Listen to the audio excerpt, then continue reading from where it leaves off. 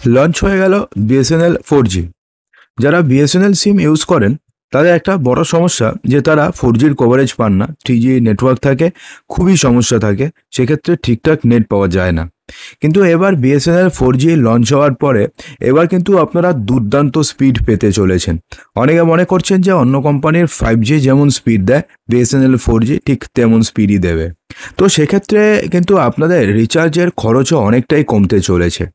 বর্তমানে কি হচ্ছে, আমাদের যদি কারো দুটো সিম কার্ড থাকে তাহলে একটা সিম কার্ডে ব্যালেন্স ভরতেই তো আমাদের অবস্থা খারাপ, কারণ সেখানে তো প্রায় 200 থেকে 300 টাকা প্রতি মাসে রিচার্জ করতে হয়। তো সেক্ষেত্রে বিএসএনএল অনেক কম দামে রিচার্জ প্ল্যান নিয়ে এসছে, যেখানে আমরা অনেক কম টাকা দিয়ে আমরা সিমটাকে অন্তত অ্যাক্টিভেট রাখতে পারি। কিন্তু সমস্যাটি মেন গিয়ে দাঁড়ায় হচ্ছে নেটওয়ার্ক কভারেজে। অর্থাৎ আপনাদের মধ্যে যারা যারা ইন্টারনেট ব্যবহার করেন তারা কিন্তু ইন্টারনেটে জাস্ট কোনো কিছু গুগল যদি আপনি খোলেন কিংবা ইউটিউব খুললে সেটা প্লে হতে অনেকক্ষণ সময় লেগে যায় যদি আপনাদের কাছে বিএসএনএলের নেটওয়ার্ক থাকে। কিন্তু এবার আর সেই সমস্যা হবে না, কারণ আজকের থেকে দেশবাসীকে বড় উপহার দিয়েছেন প্রধানমন্ত্রী নরেন্দ্র মোদী।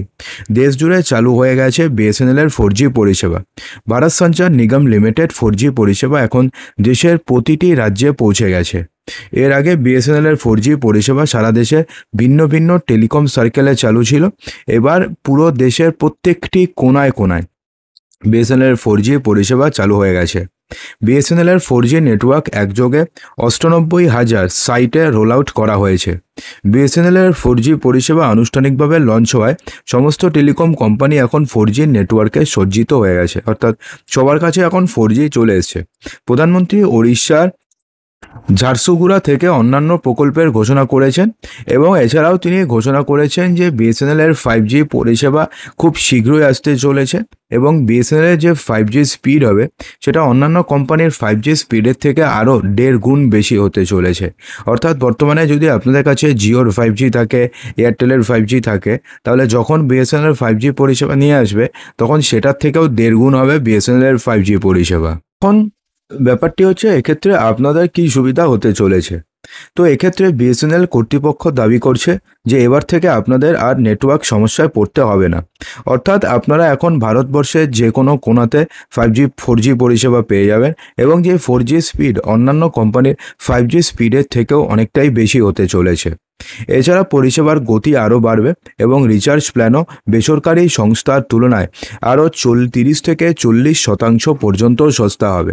অর্থাৎ ধরুন আপনি যদি জিওর কোনো রিচার্জ করেন 300 টাকা দিয়ে, তো 300 টাকার রিচার্জে আপনি যে ফেসিলিটি পাবেন এবার যদি আপনি বিএসএনএলে করেন তাহলে সেটাই আপনি পেয়ে যাবেন প্রায় 120 থেকে 160 টাকার মধ্যে আপনি সেই সমস্ত কিছু পেয়ে যাবেন।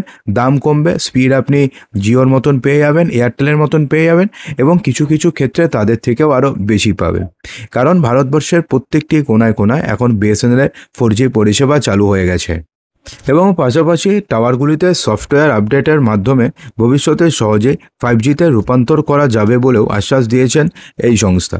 অর্থাৎ আগামী কিছু মাসের মধ্যে 4G পরিষেবার সঙ্গে সঙ্গে 5G পরিষেবাও চালু হয়ে যাবে বিএসএনএলের প্রত্যেকটি টাওয়ারের ক্ষেত্রে, অর্থাৎ ভারতবর্ষের প্রতিটি কোণায় তখন আপনি 5G পরিষেবাও পেয়ে যাবেন। অর্থাৎ আপনাদের মধ্যে যারা যারা এখন আপনাদের সেকেন্ড সিমটি বিএসএনএলে পোর্ট করার কথা ভাবছেন অথবা বিএসএনএল একটি নতুন সিম নেওয়ার কথা ভাবছেন তারা কিন্তু এবার অনায়াসে নিতে পারেন, কারণ বিএসএনএলের যে সমস্যাগুলোর জন্য সবাই বিএসএনএলকে নিত না কম দাম থাকা সত্ত্বেও, ভারতীয় একজন সরকারি কোম্পানি হওয়া সত্ত্বেও সেই সমস্ত সমস্যাগুলোকে এবার বিএসএনএল সমাধান করে দিচ্ছে এবং আপনাদের জন্য আরও দুর্দান্ত পরিষেবা নিয়ে আসছে বিএসএনএল। সেক্ষেত্রে আপনি অনেক কম দামে আপনি ভালো পরিষেবা পেয়ে যাবেন।